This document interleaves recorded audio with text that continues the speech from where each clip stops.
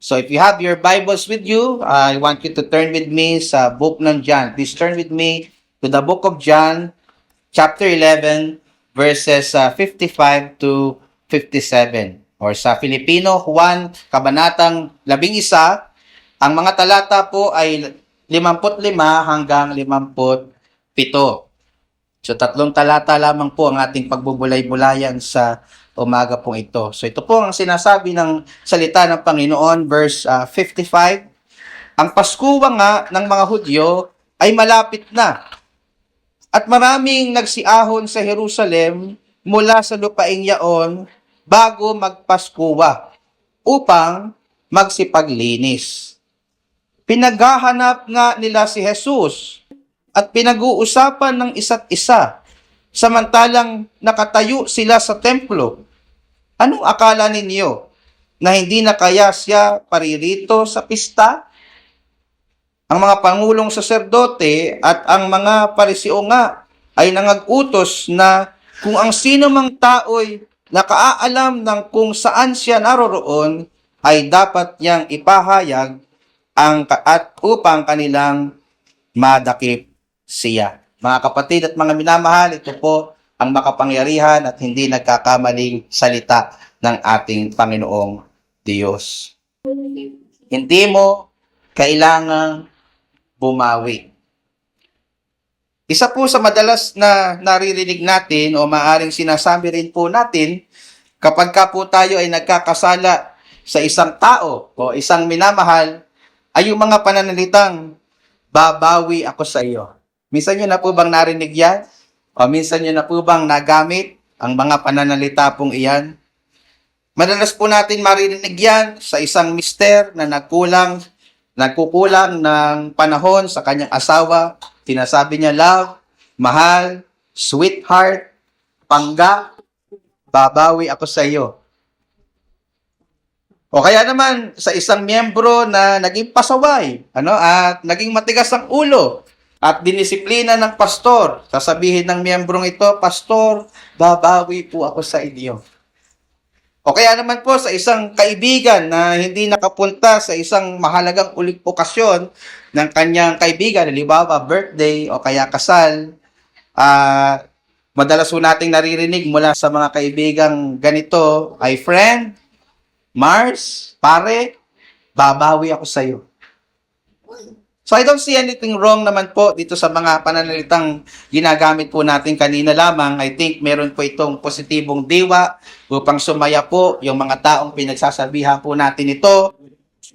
O kaya naman po, ito po ay nagpapakita ng pagtanaw natin po o pagpapakita po natin ng pagsisisi at layon po natin na hindi na po maulit ang parehong pagkakamali. Maaaring ganun po nanggagaling yung mga taong nagsasabi po ng mga salitang ito. O kaya naman po, ito po ay nagpapakita ng pagtanaw ng utang na loob sa mga taong gumagawa sa atin ng mabuti.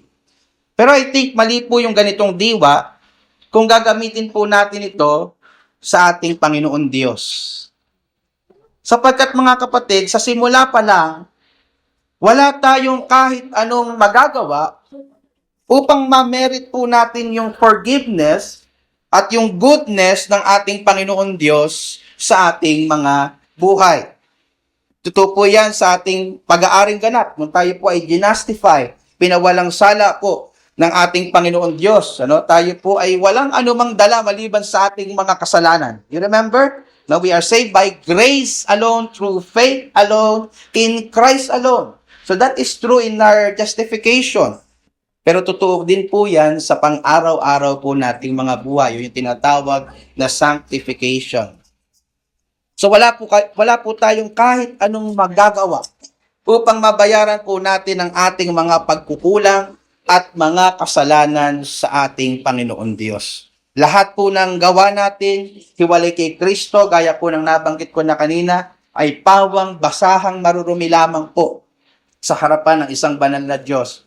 Ayon po sa Isaiah 64 verse 6. Tanging si Kristo lamang po ang may kakayanang ibawi tayo, mga kapatid, sa Diyos.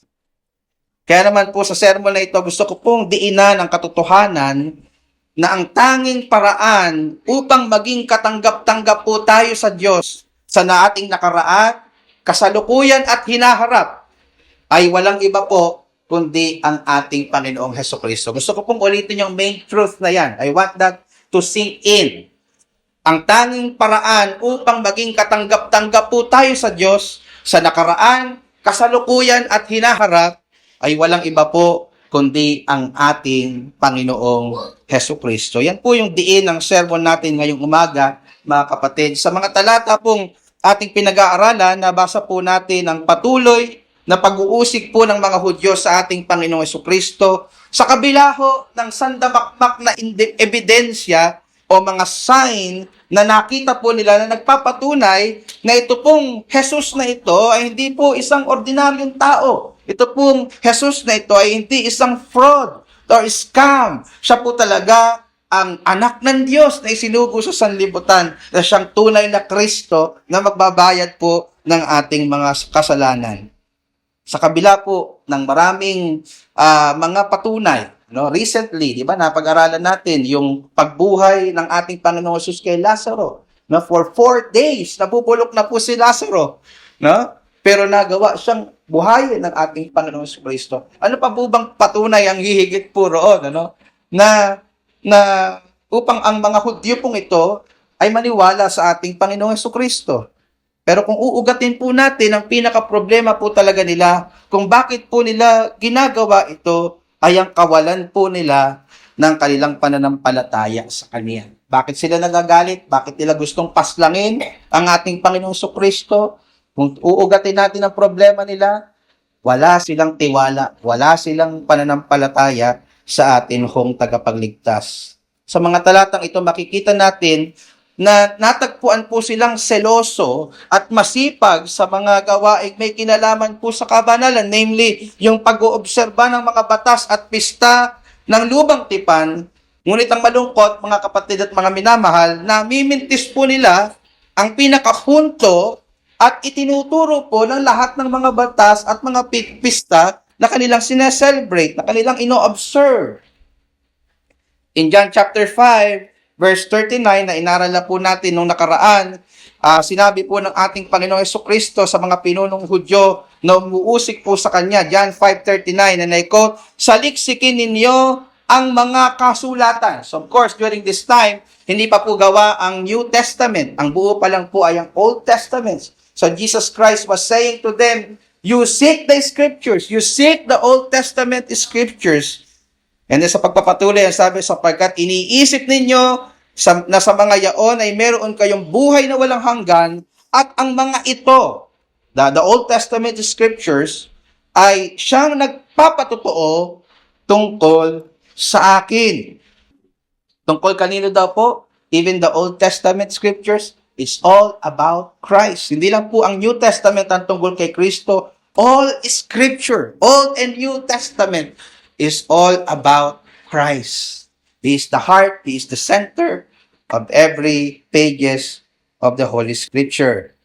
So ganyan din po ang makikita nating turo ng ating Panginoong Jesus sa ilang mga alagad habang pong sila po ay naglalakad sa road to Emmaus in Luke chapter 24 verse 27 and verse 44. Sa makatuwid, mga kapatid at mga minamahal, ang lahat na nakasulat sa lumang tipan, ang mga utos, ang mga tipan, ang mga seremonyas, ang mga pari, ang mga templo, ang mga sakripisyo, ay nagtuturong lahat sa ating Panginoong Hesukristo. Para silang mga arrow, para silang mga signboard na nagtuturo lahat sa ating Panginoong Hesukristo.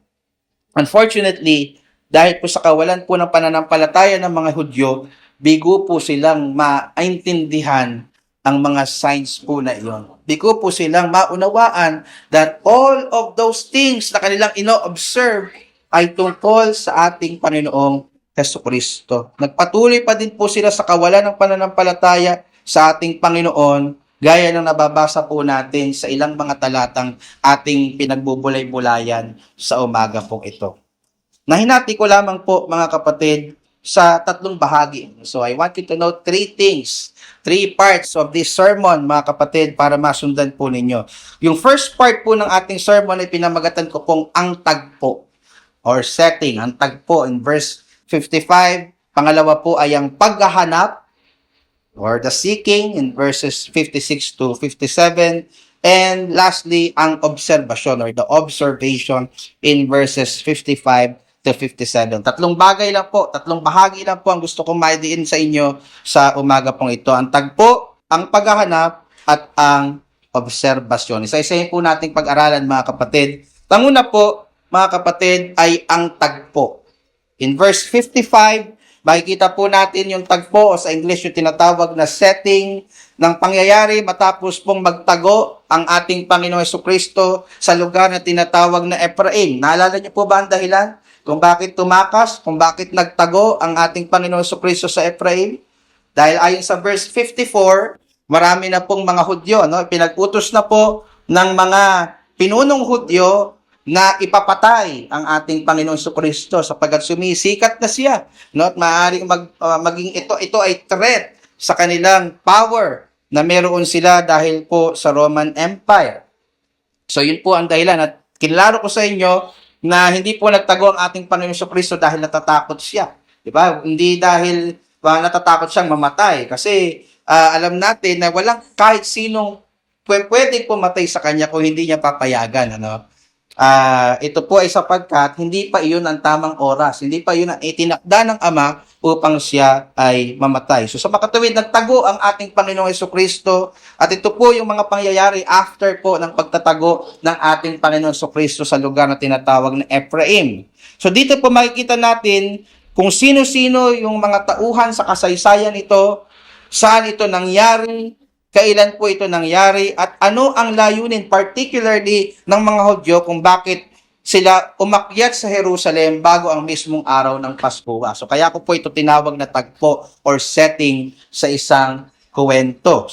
So una, sino-sino po ba ang tauhan sa tagpong ito? Tingnan po natin, balikan po natin yung verse 55.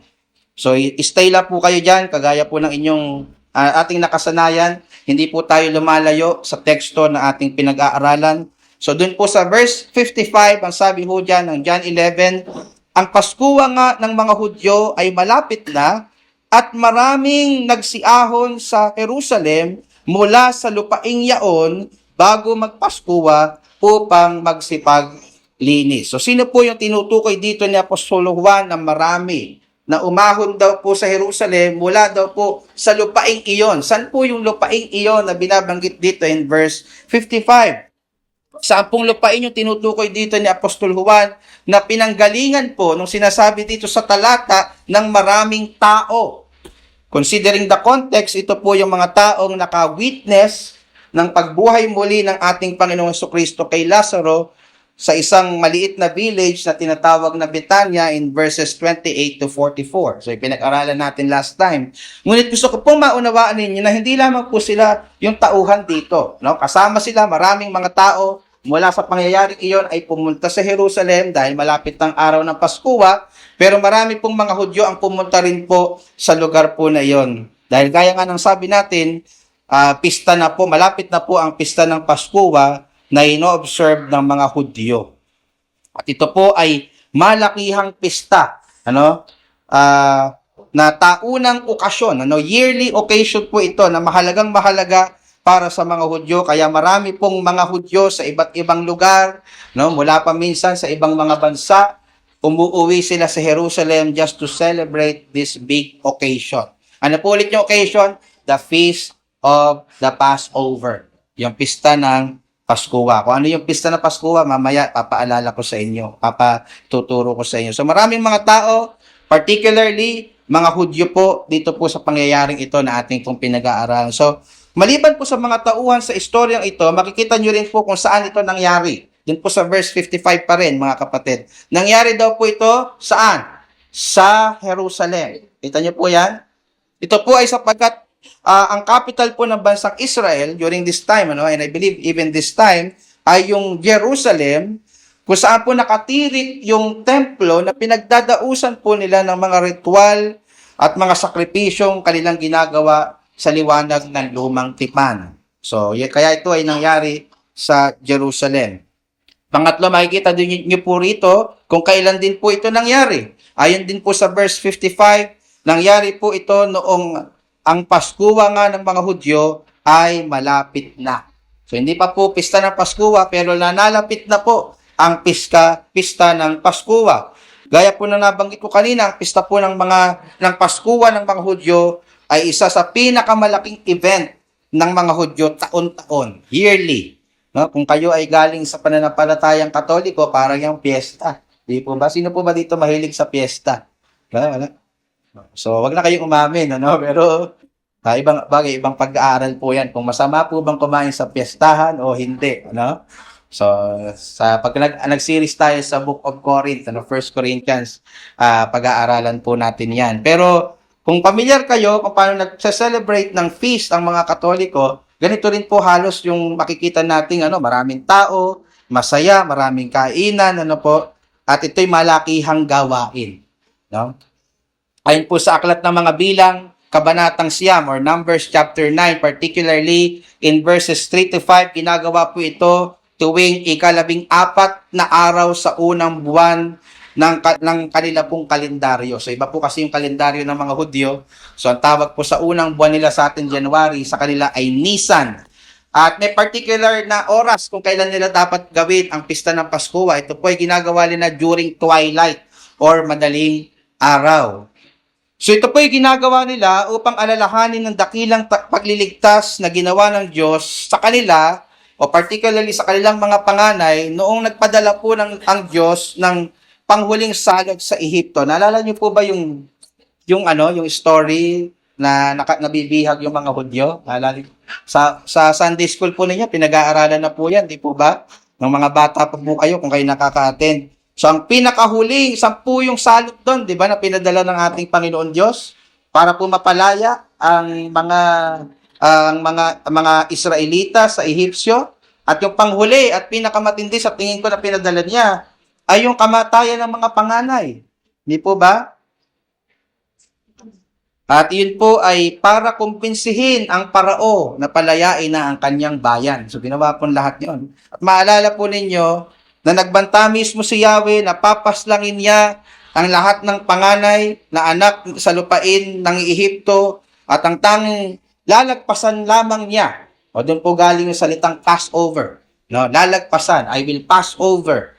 Yung mga maglalagay po ng dugo ng kortero sa kanilang mga hamba ng kanilang mga pintuan. So alam niyo, pamilyar kayo sa story na yan, di ba? At alam niyo yung istorya, wala pong namatay sa bayang Israel sapagkat sumampalataya sila doon sa sinabi ni Yahweh. Naglagay sila ng dugo ng kordero sa hamba ng pintuan. At nung dumating yung paghatol ng Diyos, papatayin lahat ng panganay, wala pong namatay sa mga panganay ng mga Israelita. Bakit? Sumampalataya sila sa sinabi ni Yahweh na provision. No? Nung nakita ni Yahweh ang dugo sa mga hamba ng mga pintuan ng mga Israelita, nilagpasan ito ni Yahweh. Nag-pass over siya. So, doon po yun galing. Yun yung inaalala nila. Yung mga Ehipsyo naman na hindi sumampalataya, mga nagsimatay yung kanilang mga panganay, pati hayop, in fact. Hindi lang tao. Na nagkumbinsi po kay Parao na palayasin ang kanyang, ang bayan ng Diyos ng mga Israelita. Ito po ang inaalala, mga kapatid ng mga Hudyo, sa tuwing isinasagawa po nila ang pista ng Paskuwa. Inaalala nila ang pisikal na pagliligtas po ng Diyos sa kanilang mga panganay at kung paano sila pinalaya ng Diyos mula sa malupit na pagkakabihag sa kanila ng mga Ehipsyo. Makikita nyo yung istorya na yan sa book ng Exodus. Ngunit nung mga panahon pong ito, ay hindi pa po mismong araw ng Paskuwa, gaya ng nabanggit ko kanina. Ito po ay nangyari ayon sa verse 55, ilang araw pa lang po bago ang mismong nasabing pista. Ang tanong ay bakit po may mga Hudyo na nagpupunta na sa Jerusalem gayong hindi pa naman mismong araw ng Paskuwa? Ano po ang kanilang layunin sa kanilang pagpunta ng mas maaga? Ang sagot po ay makukuha pa rin po natin sa verse 55. Hindi pa po tayo maalis dyan. Ang sabi, pumupunta sila doon sa Jerusalem ng mas maaga kahit hindi pa po araw mismo ng Paskuwa upang magsipaglinis. Ano pong paglilinis ang binabanggit dito ni Apostol Juan kung bakit maagang pumupunta sila kaysa dun sa itinakdang araw ng Paskuhan ng mga Hudyo. Ayon po kay Matthew Henry, isang kilalang Bible scholar at commentator, mayroon pong dalawang klase ng paglilinis ang binabanggit at sinasagawa dito ng mga Hudyo. Ang isa po ay tinatawag na necessary at purification, at yung isa po ay voluntary purification. Yung necessary purification ay isang requirement ng mga Hudyo na sa mga ceremonially unclean, at ang isang dahilan kung bakit itinuturing na marumi ang mga Hudyo noon at hindi karapat-dapat na makipag-celebrate sa araw ng Pasko ay kapag sila ay nakahawak ng patay na tao o hayop. So they will be ceremonially unclean. At pinagbabawal po yon sa batas ng Lumang Tipan. So ayon po sa batas ng Lumang Tipan, particularly sa Aklat ng mga Bilang, Kabanatang 11, ang mga taong ito ay kinakailangang magsagawa ng isang ritual ng paglilinis sa loob po, pansinin niyo po, sa loob ng 1 linggo. Ang tagal, Kaya mas maaga kailangan 1 week silang gagawa ng purification. At ang gagawin po sa kanila, mga kapatid, wiwisikan po sila ng tubig. At hindi lamang po basta tubig ang iwiwisik sa mga maruruming Hudyo ceremonially, ito po ay naglalaman ng isang abo ng isang guyang bakang babae. Ganun yung makikita niyo sa Numbers 19 na sinabi ni Yahweh paraan. So gagawin po sa kanila ito sa 3 at 7 araw, at pagtapos po noon sila po ay maliligo. Diba? Sobrang hassle, Buti na lang, hindi tayo nabuhay nung Lumang Tipan. So nakita niyo po yung mahabang proseso ng ritual ng paglilinis ng mga Hudyo. Kaya kinakailangan po ng mga Hudyo na ceremonially unclean na pumunta ng mas maaga para po maisagawa yung ritual ng paglilinis para mapayagan po yung mga Hudyo na makipag-celebrate, makiisa sa pista ng Pasko. So seryoso po mga kapatid, ang konsekwensya kapag hindi po nila ito nagawa. Halimbawa, pumunta sila ng ceremonially unclean o kaya hindi talaga sila nagpunta, maaari itong maging dahilan ng pagkatiwalag nila o pagkatanggal nila sa kanilang samahan bilang mga Hudyo. At malaking konsekwensya kasi paniwala nila ang bayang ililigtas lamang ng Diyos ay mga Hudyo. So may malaking issue yon para sa kanila. Ngunit maliban po sa mga Hudyo, na obligado naman talagang pumunta for ceremonial cleaning or cleansing, meron din pong mga Hudyo na hindi naman ceremonially unclean, na kusang loob po sila, voluntary po silang pumupunta ng mas maaga kaysa doon sa itinakdang araw ng Pasko. Bakit? Ginagawa po ito ng mga debotong Hudyo upang manalangin, mag-ayuno, at magsagawa ng iba pang mga religious exercises bago po ang nasabing pista bilang paghahanda ng kanilang mga sarili. Kasi tinuturing nila itong mahalagang gawain. So pinipili nilang pumunta sa templo sa Jerusalem dahil sa mga services na ino-offer ng mga pari sa templo na gusto nilang i-maximize dito po sa Feast of the Passover. So bakit ko po mga kapatid pinapaliwanag yung mga details po na ito? Bakit ko po pinapaliwanag yung pista ng Pasko? Bakit ko po pinapaliwanag yung nature ng paglilinis na ginagawa po ng mga Hudyo? Malalaman niyo po mamaya kung bakit. Ano yung significance ng lahat po ng mga iyan. So, wag kayo matutulog. Kaya, mag-stay kayo sa akin. Tingnan nyo. At mamaya makikita nyo bakit ba yan mahalaga. Let's now move on mula doon sa tagpo, doon sa pangalawa, ang paghahanap. In verses 56 to 57. So, tinawag po natin itong paghahanap sapagkat dito po makikita natin ang paghahanap ng mga Hudyo sa ating Panginoong Hesukristo. In verse 56, mababasa niyo po dito yung mga naghahanap sa ating Panginoong Hesukristo. Tingnan niyo po. Ang sabi diyan sa verse 56, pinaghahanap nga nila si Jesus na pinag-uusapan ng isa't isa samantalang nakakatayo sila sa templo. Anong akala ninyo? Na hindi na kaya siya paparito sa pista? Bakit po kaya nila hinahanap ang ating Panginoong Hesukristo? Mga kapatid, maaaring tinatanong po ninyo, iba-iba po ang maaaring dahilan. Di po binanggit sa talata, pero narito po ang ilang mga posibleng dahilan. Ang iba po sa kanila ay maaaring naiintriga, curious, kung sino ba talaga yung taong ito na bumuhay ng isang patay na 4 na araw na siyang patay. Ba, sino ba 'yon?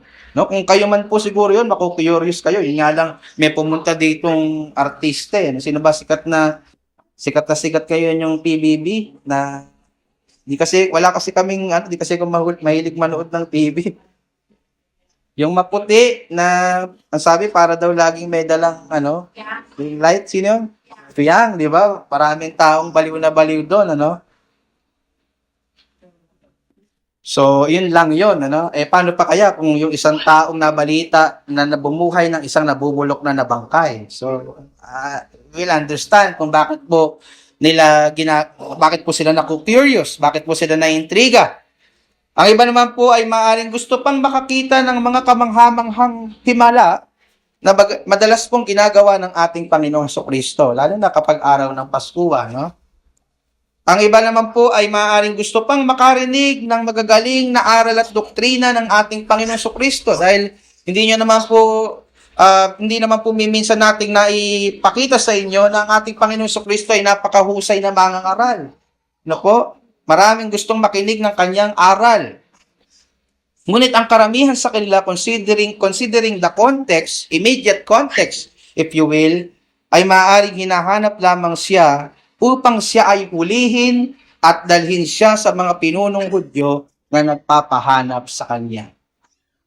Hindi po kasi malayo, mga kapatid, na mayroong offer na pabuya ang mga pinunong Hudyo sa mga taong makapagtuturo kung nasaan ang ating Panginoon Jesucristo at lalo na sa mga taong makakadakip sa Kanya. Hindi po yan minsang ginawa ng mga pinunong Hudyo. Naalala niyo po ba si Judas?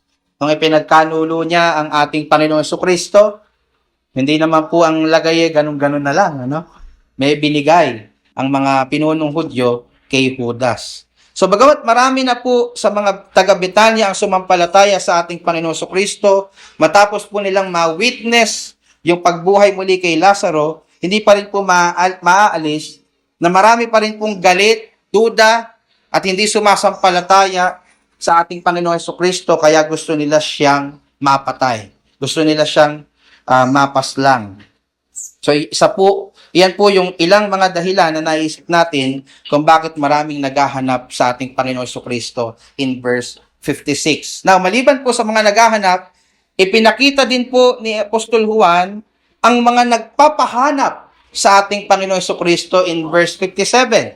Sino po ba ang nag-utos? At alam kong klaro na po yan sa inyo. Nung nakaraan pa lamang, sabi po doon sa verse 57, ang mga pangulong saserdote at ang mga pariseo ay nangag-utos na kung ang sinamang tao'y nakakaalam ng kung saan siya naroroon, ay dapat niyang ihayag upang kanilang madakip siya.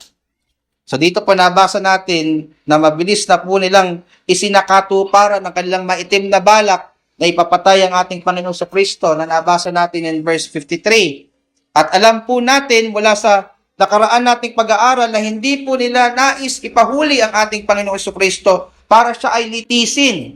Kundi, meron na talaga silang hatol.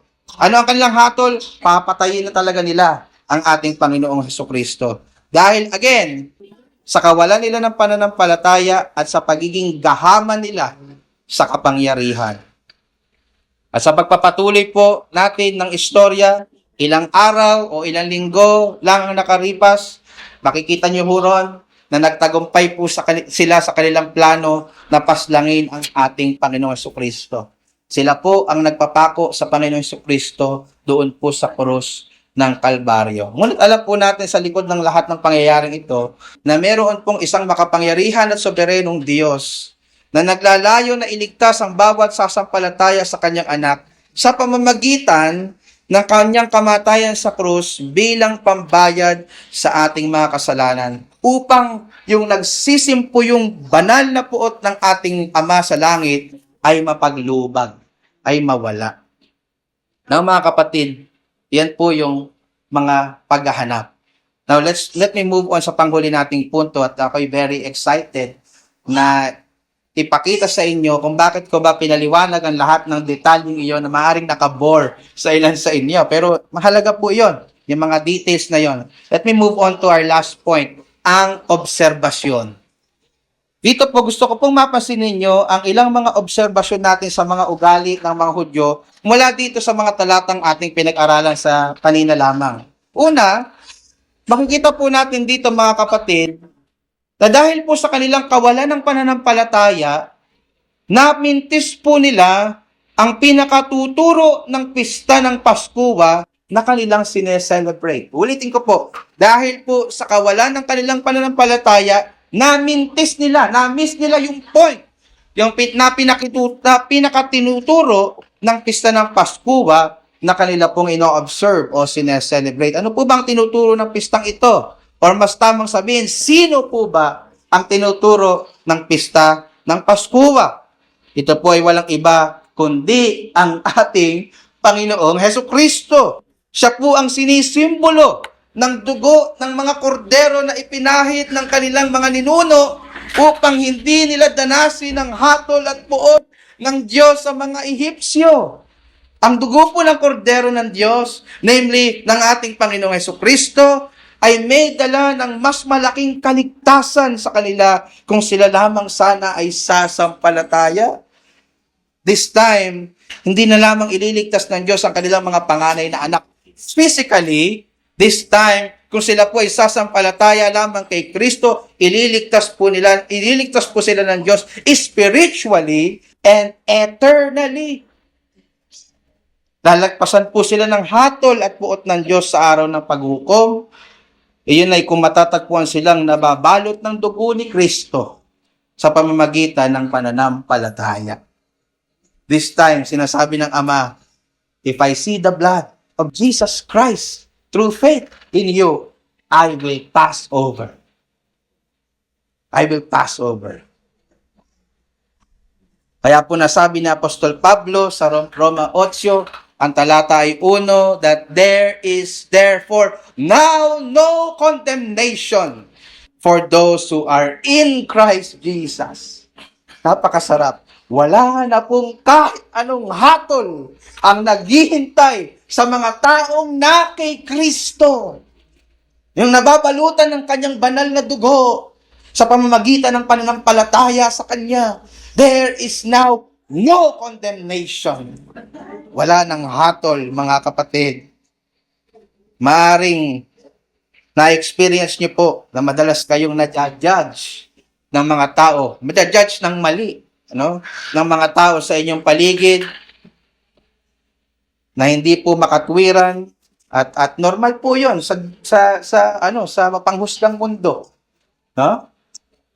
Pero ang mahalaga, mga kapatid at mga minamahal, hindi kahuhusgahan ng Diyos sa impyerno sa huling araw dahil ang lahat ng mga kasalanan mo ay nilinis, pinatawad, at hinugasan na sa pamamagitan ng dugo ng kordero ng Diyos na nag-aalis ng kasalanan ng sanlibutan.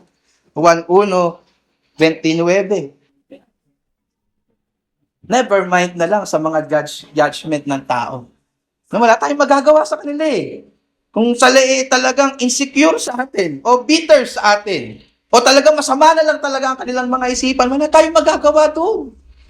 What matters most ay sa huling araw, hindi ka nahahatulan ng Diyos. Amen? Kaysa magandang tingin sa'yo na ibang tao, sa dulo naman, hahatulan ka ng Diyos. Di ba? So, sa dulo, mga kapatid, hindi na mahalaga ang opinion o hatol ng ibang tao.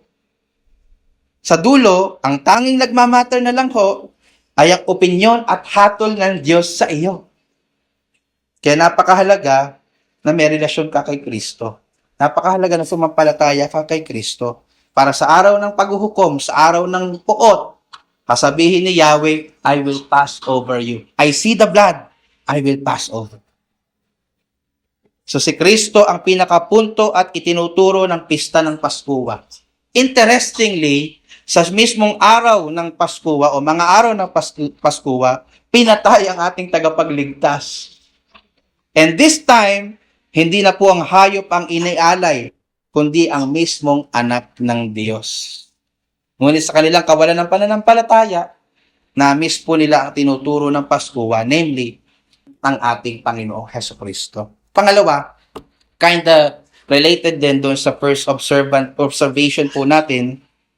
Dahil po sa kawalan ng pananampalataya ng mga Hudyo, namintis po nila ang pinakatuturo ng seremonya ng paglilinis. Ang hayop po na sinusunog para po ihalo sa tubig na iwiniwisik sa mga Hudyong nakalalabag sa utos ng Diyos, yung paghawak sa mga batay. For instance, ay sumisimbolo po sa ating Panginoong Hesukristo na nagsilbing pangwalang hanggang alay natin sa Diyos para malinis tayo sa lahat ng ating mga karumihan. Ang mga hayop na inialay sa seremonyang ito ng paglilinis ay hindi lubusang nakapaglilinis ng kasalanan ng mga Hudyo. Ito po ay pansamantalang provision lamang ng Diyos na kailangan po nilang gawin bawat taon. Bakit ko po nasabing hindi ito talaga totally nakapaglilinis? Kailangan po nilang gawin to yearly. No? Hanggang sa dumating yung walang hanggang alay, namely ang ating Panginoong Jesucristo.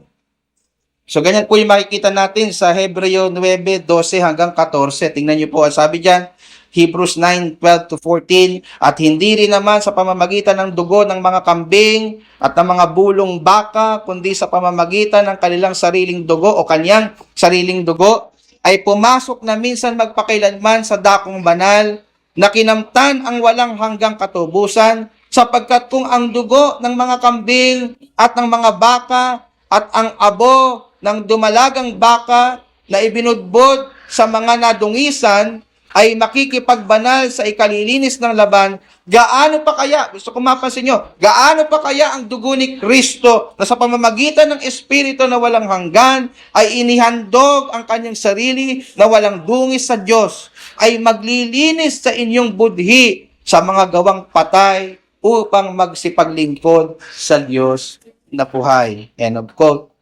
So mga kapatid, ang dugo ng kordero ng Diyos ang tanging makapag-aalis ng guilt sa konsensya o budhi ng bawat sumasampalataya, bagay na hindi kayang gawin ng mga hayop na inaalay sa lumang tipan.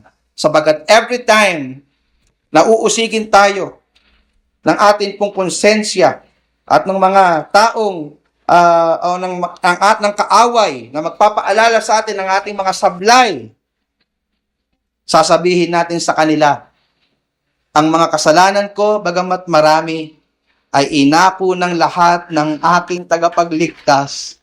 Binayaran na niya ito ng buo. Nilinis niya na ito ng lubos. Ang dugo ng kordero ng Diyos ay may permanente at walang hanggang bisa. Bagay na hindi taglay-taglay ng mga hayop na iniaalay sa lumang tipan taon-taon. Ngunit again, mga minamahal, namintis po ulit ng mga Hudyo ang dakilang katotohanan at pagpapalang ito dahil sa kanilang kawalan ng pananampalataya. Hindi nila nakita yung worth ng ating Panginoong Hesukristo. Now, mga kapatid, madali po tayong magsabi, marahil, sa mga Hudyong ito, kawawa naman kayo. O, ang hihina ninyong mga nilalang. No, maaaring siniisip ninyo, no? Ang hina naman ng mga Hudyong ito. Ang dami-dami ng patunay, pagtuturo. Hindi pa rin nila na-get yung matagal na nilang hinihintay na Mesiyas, matagal na nilang nasa harapan. Kahihinang mga nilalang. Mga kapatid, kung magiging honest lang po tayo sa ating mga sarili, maging tayo pong mga mananampalataya na, ay madalas mamintis ang ibig sabihin ng kapangyarihan ng Ebanghelyo ng ating Panginoong Hesukristo.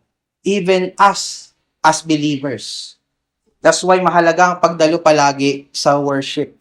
Kasi every Sunday, we remind ourselves of the gospel of our Lord Jesus Christ. And you need this gospel not only for your justification, but also for your sanctification. Hindi mo lang kailangan ng gospel sa simula. Kailangan mo ang gospel ngayon at kailangan mo ang gospel sa hinaharap. That's why mahalaga ang mga churches na Bible and gospel-centered ang kanilang mga tinuturo. You need this. Maging tayo kasing mga mananampalataya, madalas namimintis natin ang meaning and significance ng gospel. Kapag po nakagawa tayo halimbawa ng mga pagkakamali sa buhay, kapag po nagkasala tayo, kapag po nagkukulang tayo sa Diyos, ang madalas nating sinasabi at iniisip, babawi ako sa Kanya. Totoo? Babawi ako sa Kanya.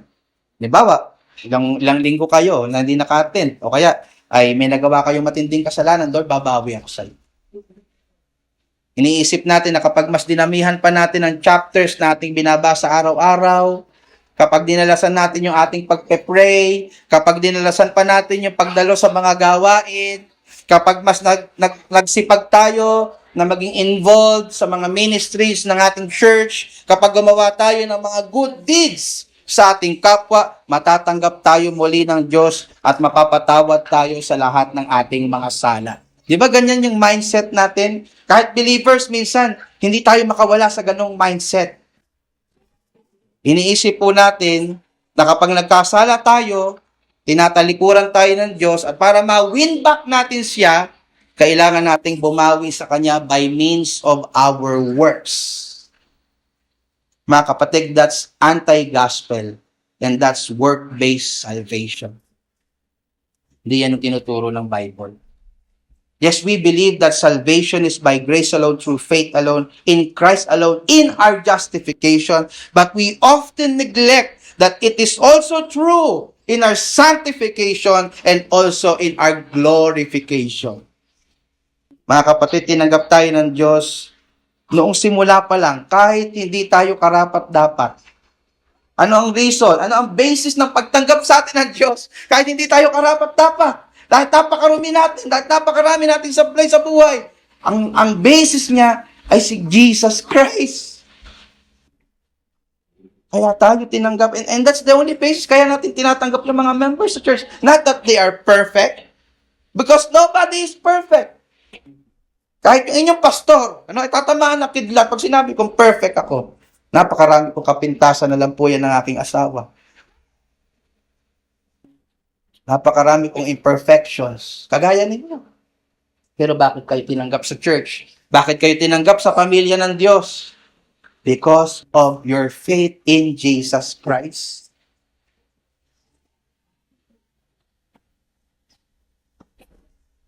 And that is true in our justification. Tayo pinawalang sala ng Diyos. At totoo din po yan hanggang sa mga oras na ito, na tayo po ay inililigtas at pinapawalang sala ng Diyos. Patuloy pa din po niya tayong tinatanggap only by virtue of what Christ has done on the cross. Hindi po natin kailangan bumawi para ma-win back ang favor ng Diyos sa atin sapagkat una, hindi mo naman kayang bayaran ng mga kasalanan mo. Pangalawa, hindi mo naman kailangan talagang bumawi dahil wala ka ng utang. Bakit? Binayaran ng lahat ni Hesus Kristo sa krus, lahat 2,000 years ago. Paid in full. Tetelestai.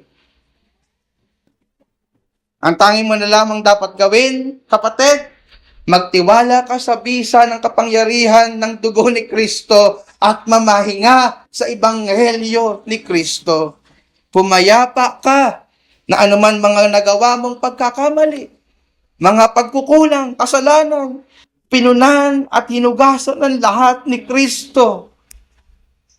Pastor, ganun naman po pala magtatamad na lang ako sa gawain. After all, pinunan na pala lahat ng aking pagkukulang Pastor, gano'n naman po pala, magtatampisaw na lang ako sa kasalanan. After all, nilinis na pala lahat. Past, present, and future. Kapatid, hindi ganyan ang mindset ng isang taong tinubos talaga ng dugo ni Kristo. That's coming from an unregenerate mind. O isang taong hindi pa nakakaranas ng kapanganakan muli o pagliligtas ng Diyos. Ang isang taong totoong nakaranas ng dakilang pagliligtas at biyaya na gaya ng isang taong magsisipag sa pagbabasa ng Bible, magsisipag sa panalangin, magsisipag sa padalo sa mga gawain, magsisipag sa paglilingkod, magsisipag gumawa ng mabuti, hindi para ma-win ang favor ni God, but because he or she has a thankful and joyful heart na dahil napakabuti ng Diyos sa kanya, na-realize niya, na-experience niya yung goodness and grace ni God. Alam niya na hindi niya deserve yung ganitong klaseng kabutihan, pero gagawin niya ang lahat. Dahil kahit hindi siya karapat-dapat, pinaranasan siya ng kabutihan ng Diyos, and because of that, I will do everything to please this good and gracious God. Di ba ganyan tayo kapag meron tayong utang na loob sa isang tao? Mas malaki yung ating utang na loob, mas malaki yung kaya natin gawin para sa kanya. Hindi po ba? Mga kapatid, meron pa po ba tayong dapat ipagpasalamat at pagpakitaan ng utang na loob kaysa kay Jesus Christ na pinagkakautangan natin ng ating eternity? Mga kapatid, ang taong nauunawaan kung gaano siya makasalanan, ngunit sa kabila nito ay tinanggap siya ng Diyos, ay isang taong mapagkumbaba at masayang maglilingkod at sasamba sa Kanya. Kapatid, ganito ba ang mindset mo? Ikaw ba isang taong nakakaunawa ng ebanghelyo at sinasampalatayanan mo ito? At dahil sa nauunawaan mo ito, nakikita ba ang ebidensya ng biyaya nito sa iyong mga buhay? Kapatid, hindi ko alam kung gaano ka minumulto ng nakaraan mong pagkakamali, pagkukulang at mga kasalanan bago ka nagpunta dito sa church. Hindi ko alam kung palagi kang minumulto niyan sa buhay mo. Pero nawa na-remind ka ng sermon na ito na hindi mo naman kailangan bumawi para tanggapin ka muli ng Diyos, sapagkat matagal ka nang ibinawi ni Kristo. Wala ka ng utang sa Diyos dahil kay Kristo. Gamitin mong motivation yan, yung gospel na yan, upang magsimula ka ulit.